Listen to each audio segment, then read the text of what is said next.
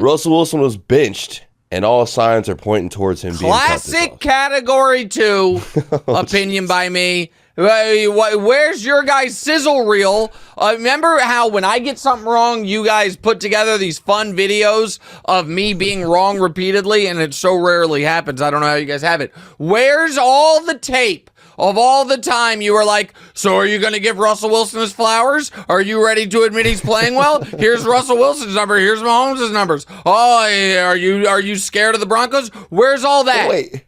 I told you guys, watch the games. Hold on. But isn't Russell Wilson like the one thing that they kind of had going for him? I didn't think he was playing poorly. Well, that's interesting because he's not playing for the team anymore. That's a really interesting take because they're about to cut him and they just benched him. So you know what? Maybe it was actually that it wasn't as simple as, here's his touchdown interception ratio, guys. I told you all that Russell Wilson was playing a selfish brand of football. And people were like, what does that even mean, Nick? How can you do it? And the point I was making, because I watched the games, was Russell Wilson was protecting his personal numbers to the detriment of the team and taking sacks he shouldn't take, checking the ball down when he needed to push it down the field, and it was odd watching him play this way. And then we find out that right around the time he started doing it, the team went to him and said, we're going to cut your ass this offseason if you don't agree to change your contract. And you know what that might lead someone to do? Protect their numbers. If all of a sudden we told DeMonte, hey, buddy, you're fired in a month off the podcast, you know what DeMonte might do?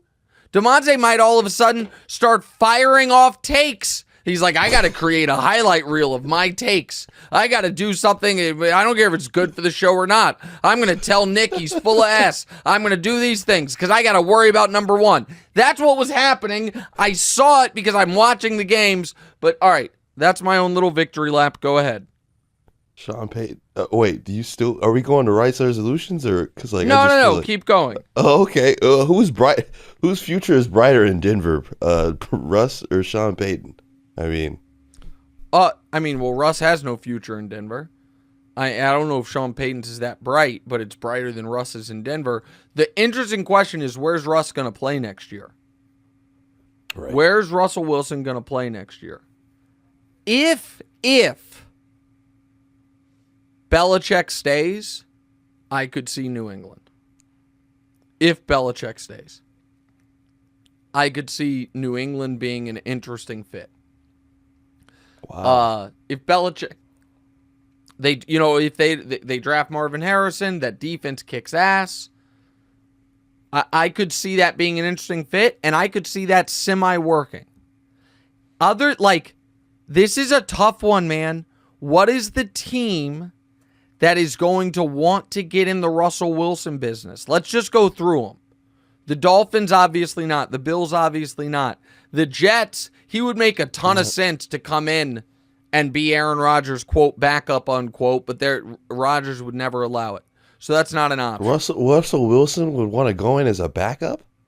Well, here's my let's find the team. So the Patriots. The Ravens, obviously not. The Browns, no, they're tied to Deshaun. The Steelers? That's a maybe.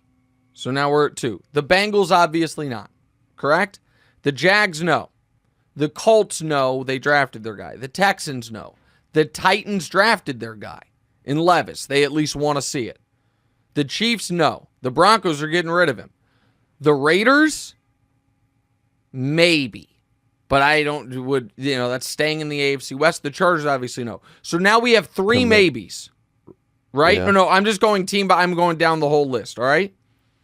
The Cowboys, obviously, no. The Eagles, obviously, no. The Giants, it wouldn't be a bad idea, but they owe Daniel Jones money next year. They're giving him another chance, so they're a no. The Commanders, DeMonte, are going to draft a quarterback.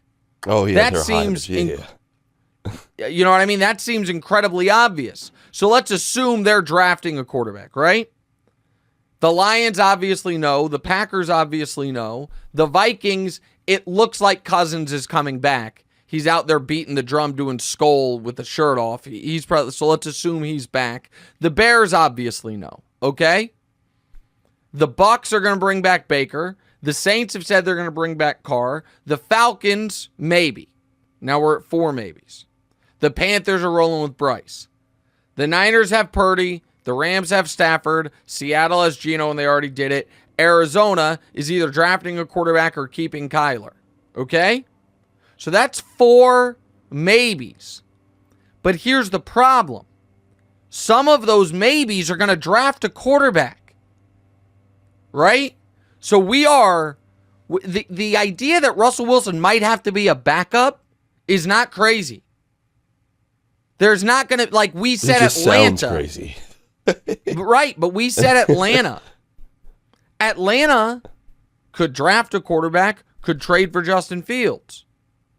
Right? Like, we're in a weird spot right now. There's not a lot of, now what Russell has going for him is this. Because of the way his contract is with Denver, next year and next year only, whatever someone pays him, Denver then doesn't have to pay him. So he's essentially going to be playing for free. So he'll get the same amount next year whether he plays or he doesn't. Now he's going to play. But the reason I bring that up is it would almost make sense for him to sign for as little money as possible because his take-home money is the same. So what I'm describing is an offset. So let's just say Denver owed him $30 million next year. If he signed for $5 million with a new team, then Denver only owes him $25 million.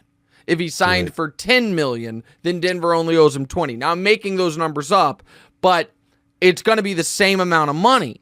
So the smart thing would be, I'll play for the league minimum. Yeah, you know what I mean? Keep the cap at as low as possible. So he does have that going for him. But it is a unique spot. He's in a very precarious position right now. And the Broncos got the biggest dead cap hit ever in NFL history was $40.5 million. It was Matt Ryan. Number 2 was Tom Brady, $40.3 million this offseason. Russell Wilson's is $85 million. It's going to be $35 million next year and $50 million the following year. Hey, thanks for watching. Hit the subscribe button to get more from the show and make sure to click the bell to get notified every time new content drops.